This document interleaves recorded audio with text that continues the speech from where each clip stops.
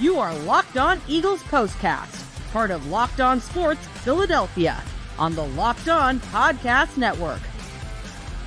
Your team every day. That's right. Welcome in, everybody. My name is Mark Farzetta. This right here is Locked On Eagles Postcast. I'll be taking you through the entire game and evaluating the winners and losers of tonight's affairs in New England and Foxborough as the Eagles came back to win 14-13 over the New England Patriots. Absolutely. I'm actually excited about this game. I was actually cheering about this preseason game as guys are fighting for their NFL lives in a game like tonight. And if they're already got an NFL life, they may be helping themselves on that depth chart, moving up that roster a little bit, moving on up. Guys like potentially Tanner McKee, who was dealing. He was McClutch tonight as he certainly helped the Eagles in that 7-play, 70-yard drive. We'll get to all that and more. Welcome into the show. Once again, my name is Mark Farzetta. Make sure you hit like and subscribe on Locked On Sports Philadelphia. This particular episode is brought to you by FanDuel. Make every moment more as the playoffs and other sports are over and things will be starting in baseball. The season will be getting underway in the NFL. FanDuel is hooking up all customers with a boost or a bonus daily. That's right. Something for everyone, every day, all summer long. Visit FanDuel.com to get started. That's FanDuel.com. And as always, thanks for making Locked On Eagles Postcast your first listen every day. We're free and available wherever you get your podcasts and also on YouTube, part of the Locked On Podcast Network, your team every day. Let's jump right into it with three big things. We're going to start at the bottom of the list this particular day. The bottom of the list for this Philadelphia Eagles squad and what they were able to do and accomplish in this game tonight. Number three, I'm going to say, I was looking at a couple of things. Unfortunately, Tyler Steen going out early in the ball game.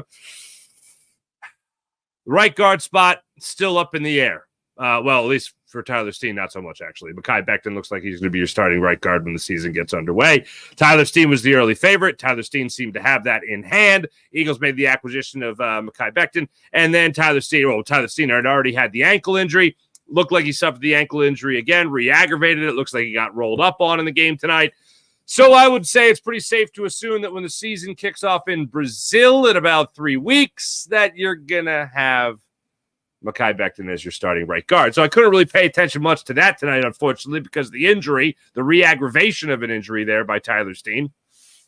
So I moved on to the number 3 wide receiver, and just appropriate enough, the number 3 wide receiver was a big battle tonight. Maybe for wide receiver, maybe for tight end, because there was one wide receiver who did a hell of a job tonight, and there was a tight end that certainly helped his cause tonight. That's why I'm going at number 3. I'm splitting the difference with these two, Joseph Nada, and also looking at E.J. Jenkins for what you saw from these two talents tonight. Take a look at what they were able to do in tonight's ball game. Look at 5 catches each, 5 targets each. E.J. Jenkins, a couple of different instances where he had to climb the ladder, even though he's 6'7". Definitely opportunities for whether it was Kenny Pickett, whether it was Tanner McKee, whether it was Will Greer going out there as well. Whoever it was, throwing it up to E.J. Jenkins, he used all 6'7" of his frame, most recently out of Georgia Tech, to go up there and get that football. Loved his aggression tonight. And then Joseph Nada. Oh, my goodness. Out of Clemson, 6'3", a bigger bodied receiver. He's going to be going after that number 3 spot. And depending on what goes down with John Ross and the concussion protocol that he's in, oh, boy. You could be seeing some big things from Joseph Nada as this season goes on. And I would love, absolutely love, for that to be the case. Loved what I saw from these two receivers. E.J. Jenkins was competing for the tight end spot. Joseph Nada competing for that number 3 wide receiver spot. What he was able to do in tonight's game, time and time again, nothing short of of what he was able to do in terms of coming up for the clutch. That big drive that they had late in this game, the big play, I believe it was a first down play. McKee goes over the middle. Joseph Nada, who's streaking down the middle of the field, hits him in stride, and Nada's able to complete that or reel in that pass for 28 yards. It later set up the Kendall Milton touchdown run up the middle, and, of course, the punch in with the 2-point conversion. Well, punch in with the 2-point conversion. The 2-point conversion. You saw motion going on in there. We'll get to that in a second. So I look at Nada and I look at Jenkins as two big stars, offensively speaking, in the receiver position. One is a tight end and one is a wide receiver. Number 2, Nakobe Dean.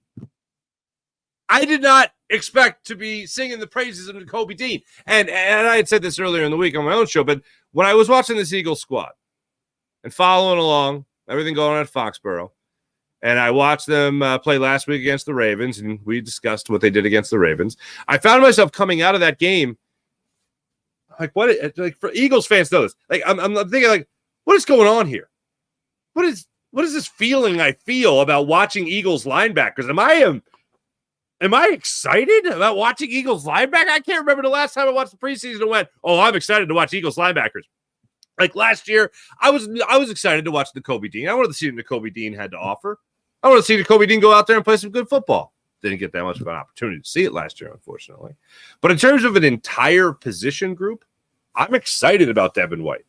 I'm excited about Zach Bond. He seems to be as good as advertised when it came to what Vic Fangio had been talking about, what Howie Roseman had been talking about in terms of bringing in legit competition here for the linebacker position of the Philadelphia Eagles, whether it's inside, whether it's outside, whatever it might be. You have competition here now.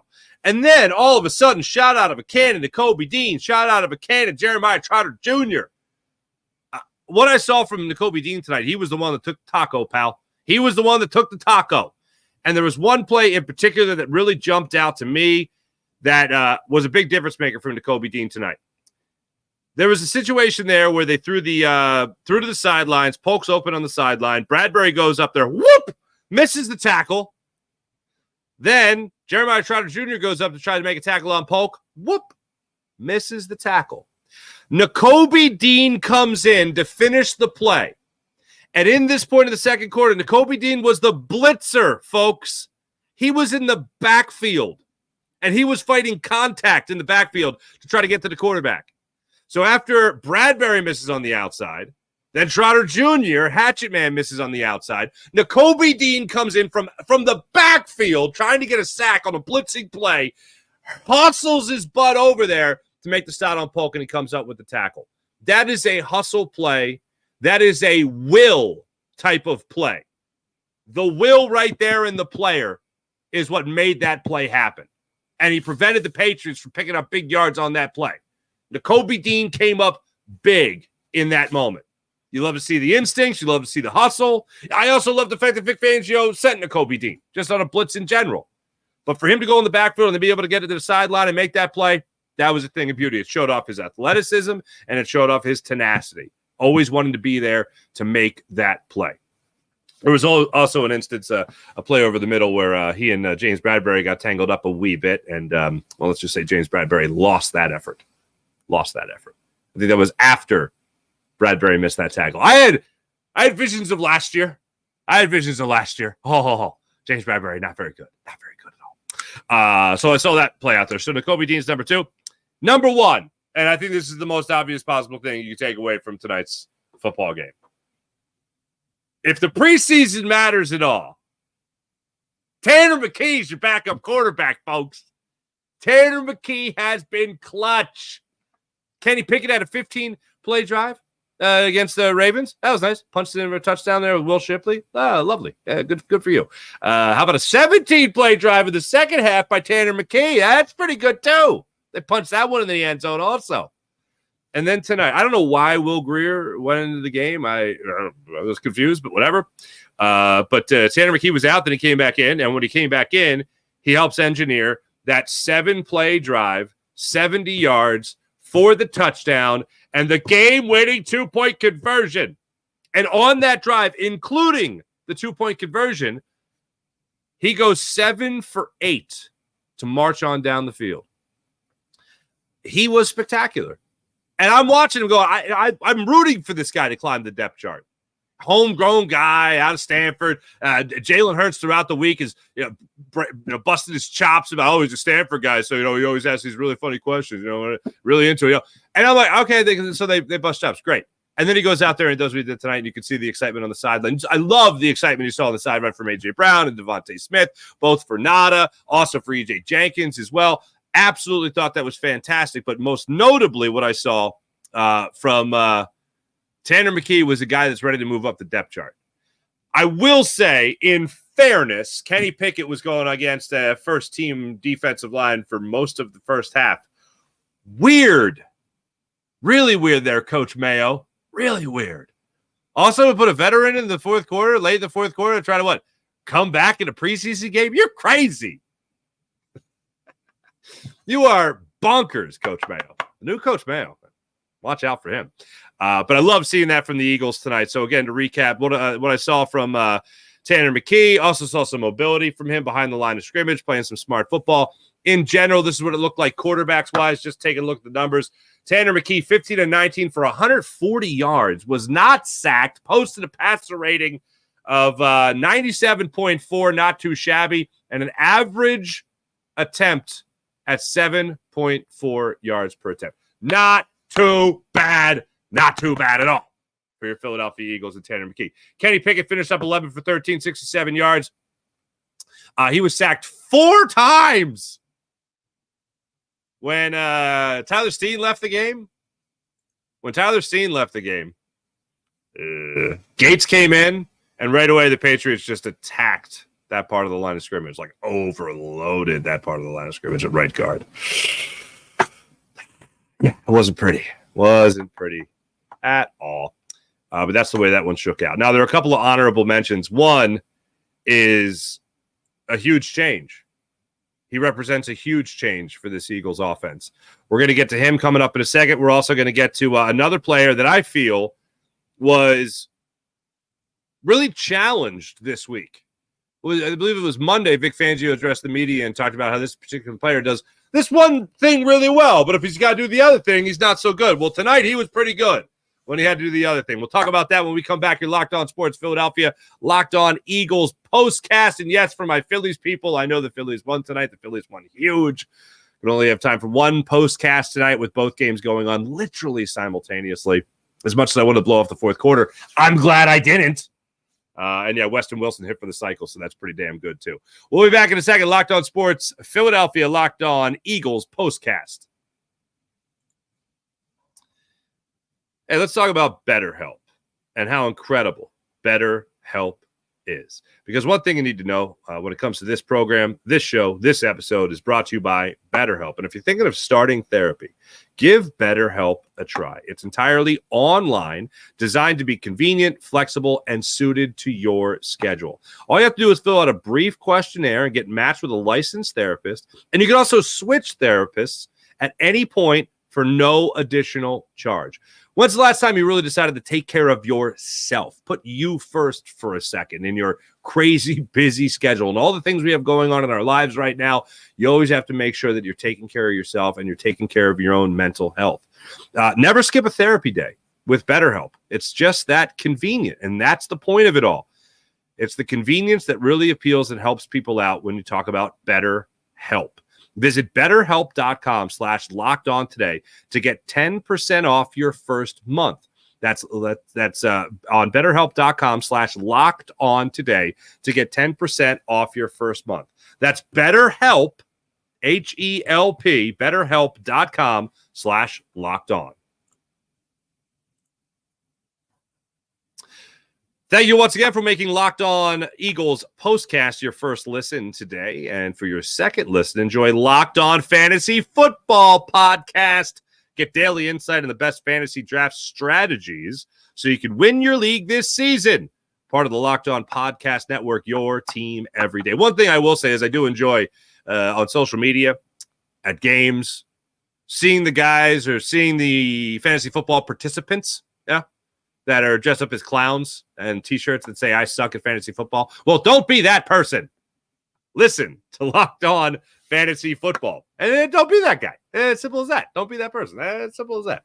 I mentioned before the break, we got some honorable mentions I want to get to here when it comes to your Philadelphia Eagles. The number one name I'm going to mention in this is Avonte Maddox.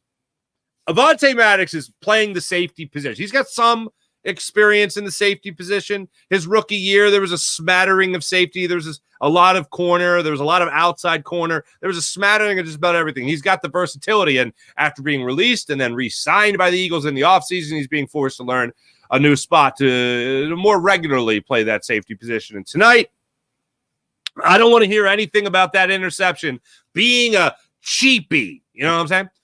That was a legit. Jacoby Brissett, Austin Hooper, gets position on Avonte Maddox. Avonte Maddox says, no, you don't, and makes a great play on the football, not only to get in front of Hooper on that particular play, but he makes sure he cuts him off and gets right to the ball to pick it off. And even they get a nice little return out of it as well. Huge, well-deserved, honorable mention for Avonte Maddox, helping his own cause to keep his spot at that safety position and be, at the very least, a depth guy for this Eagles defense. Reed Blankenship, Chauncey Gardner-Johnson are obviously the number one guys. You're talking about that safety spot, though. We don't know we're going to be getting from Chauncey Gardner-Johnson in the very near future. I know Nick Sirianni says it's not a long-term thing. I still have no idea what that means, because to me, long-term means throughout training camp, throughout preseason, and will not be ready week 1 in Brazil. So if he's saying, oh, it's not long-term, meaning he can miss the first 4 weeks of the season, but it's not long-term, that's pretty long-term to me there, buddy. After Avonte Maddox, here's the name that is a big difference, and I teased this before the break. Kellen Moore. If Brian Johnson was brought back, okay, let's live in this awful world for a second. If Brian Johnson was brought back, and it was still the Brian Johnson, Nick Sirianni show with Nick Sirianni doing the game plan, Nick Sirianni calling plays a little bit too, and Brian Johnson calling plays, and the Eagles' offense came out like they have in the preseason. And they haven't come out and lit the world on fire, but in terms of watching motion, watching the running backs out of the backfield the way we've seen, watching that one particular screen pass that was set up to, I believe it was Will Shipley, watching all that come out, if that was the same guys game planning and calling plays, I would be losing my damn mind about why they're putting this much on film so early. This much motion, this much throwing out of the backfield, this much screen. They're showing there's all the new playbook. What are they doing? But to Kellen Moore, this is just the norm. Oh, you think we're running a little bit of motion now? You wait for the regular season to start. And the thing that absolutely blew me away with Kellen Moore, and credit to Scott Graham, who was doing a great job and always does a great job with the Eagles in preseason, and Ross Tucker, but Scott Graham called it. Chiefs winning the Super Bowl on that kind of route, on that kind of play design. Heavy motion with Anias Smith. And he goes from left to right of the quarterback, jets out to the right side of the end zone, and turns around and make that catch. And Tanner McKee put it right in his gut for the 2-point conversion. We didn't see that at all last year. But this is just the norm. Like, this is Kellen Moore's offense. This is a basic thing in Kellen Moore's offense. That's not even a creative play. The fact that it even sticks out to me kind of sucks, because I wish that was something we would just expect from the Eagles over the years, but I don't. A simple motion play that the Chiefs did kill you with in the Super Bowl, and the Chiefs also dominated with last year in the Super Bowl. That simple motion play tells the quarterback a lot, tells your offense a lot. And if you can get open on that play like Smith did, and you turn around and that ball is perfectly delivered to you and you convert that 2-point conversion, that's the thing of beauty. That's great execution. That's a great play call by Kellen Moore, and phenomenal job by the Eagles to execute that and make sure that ended up in the end zone and convert the 2-point conversion. Absolutely love that. Also worth mentioning tonight, the player that was challenged earlier in the week by Vic Fangio. So last week against the Ravens, Nolan Smith, and if you don't know my stance on Nolan Smith, going into this training camp, he wasn't even on my radar. Like, I needed to see something for him to make me go, maybe the Eagles got something here. So he comes out and he gets the sack against the Ravens. Blown assignment by whoever was trying to block him, or whoever was supposed to block him. Blew by him, got to the quarterback, easy sack for him. He got it. And Vic Fangio did give him credit, and rightfully so, that a lot of guys get there. Like James Bradbury tonight in the second quarter. He got to the spot. He missed the tackle. Jeremiah Trotter got to that same spot. He missed the tackle. And then Nakobe Dean came in and finished it off. So good players can get there. Or I should say, professional players can get there. Good players convert it and make the play. So Nolan Smith converted it and made the play last week. So tonight, he registered his second sack of the preseason. Now, this is why it was so special. He steps in to the backfield, gets hit, keeps on trucking, gets pushed again, keeps on trucking, and then he could let his speed take over. But Vic Fangio said, yeah, when he's able to use his speed, that's where he excels. No pun intended. However, when he's got to do the other stuff, that's where he struggles. So it wasn't just speed for Nolan Smith in the sack today. And I know the hit from the tackle in that position kind of bounced him to the inside. He still had to keep his feet. He still had to keep the motor going. Almost like a running back we talk about all the time. Got to keep them legs going. Nolan Smith kept the legs going in that instance. He was hit in to the interior, to the inside of the offensive line in this case. Moved into the pocket a little bit. Got pushed again. Still kept his feet. Then he was able to record the sack. You don't see that from Nolan Smith. In the rare occasions that we've seen him on the field at all and healthy, you haven't seen it from him. Just to see that glimpse tonight from him was a wonderful thing. While I'm talking about sacks, there was another good play there also by Thomas Booker, the fourth.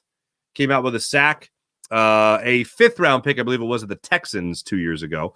So he got into the backfield there. It was good to see that. I mentioned I feel bad for Tyler Steen. And I also want to make sure I shout out Jeremiah Trotter Jr. because as much as I have referenced his inability to make that one tackle on that one play after James Bradbury missed, there was one instance with Jeremiah Trotter Jr. where he got into the backfield, didn't convert for the tackle for loss.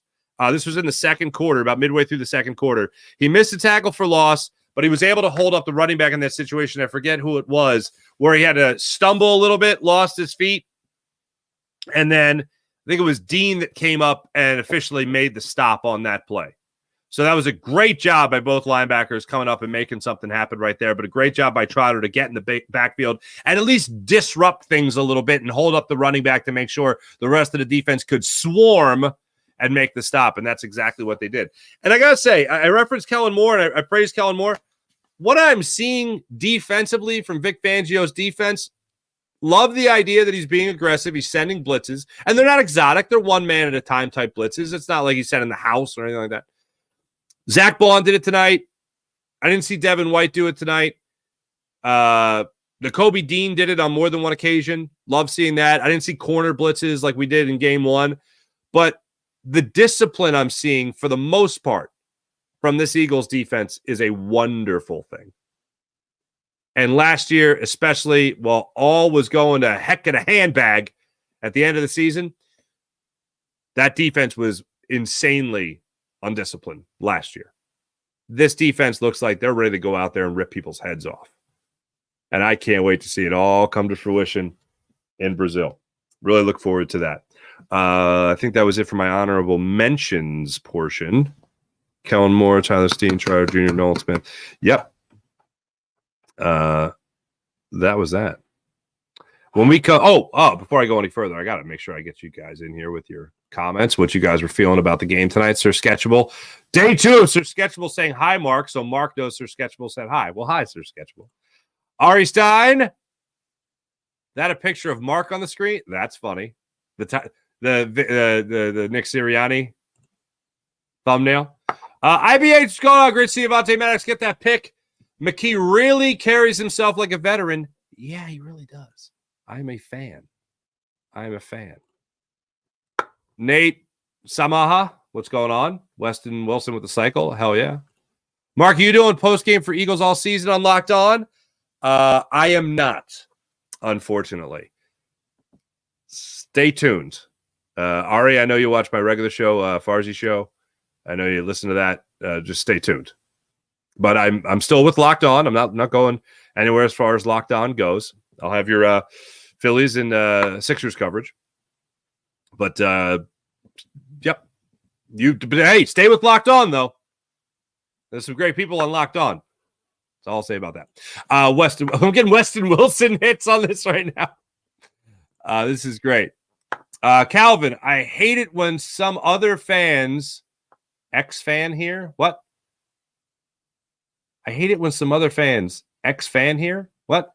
So I'll go ahead and say it anyway. Diamondbacks fan here. Dodgers lost. What is going on? Eagles looking good.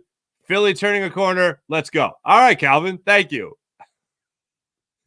Thanks, everybody in the chat. You guys are wonderful, as per usual. But yeah, IBH, how about Avonte Maddox getting the job done? When we come back, we'll take a look at the some other Eagles in the game tonight and some other big plays, in particular that 7-play drive that helped seal the deal for the Eagles. Back in a second, your Locked On Sports Philadelphia on your Locked On Sports YouTube channel. Make sure you hit like and subscribe. Back in a few. Oh, FanDuel. Let me tell you about FanDuel. I love sports. You love sports. I love sports a lot more, when they never stop, right? I never want them to stop. I want the sports to keep on sporting. But as football heats up, MLB playoffs will be here before you know it, and you're getting through the summer, FanDuel wants to let you know that they got something for everyone. I open up the app. There's plenty to look at right now. You could dream up bets anytime you're in the mood with FanDuel. And this summer, FanDuel is hooking up all new customers with a boost or a bonus daily. That's right. Something for everyone, every day, all summer long on FanDuel. How about these odds right now? Outright betting, winning the Super Bowl. Chiefs are going off at plus 600. San Francisco 49ers plus 600. How about that? They're dead even with the Chiefs. Ravens at plus 1,000. Lions at plus 1,200. And your Philadelphia Eagles at plus 1,300. The Texans are at plus 1,500. What is happening? They got a pretty good squad. How about MVP? What's it looking like? Well, Patrick Mahomes at plus 500. Josh Allen at plus 800. CJ Stroud at plus 1,000.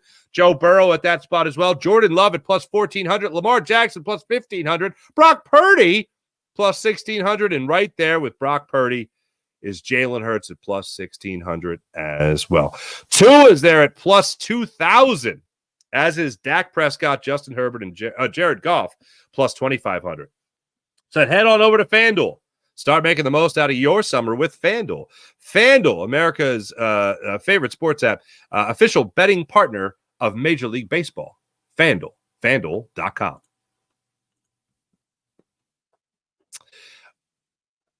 Here's what I'm looking at as far as this Eagles team goes out of tonight's game. A couple other honorable mentions I want to make sure I get into with the job they did tonight. First off, look, there is only one option here.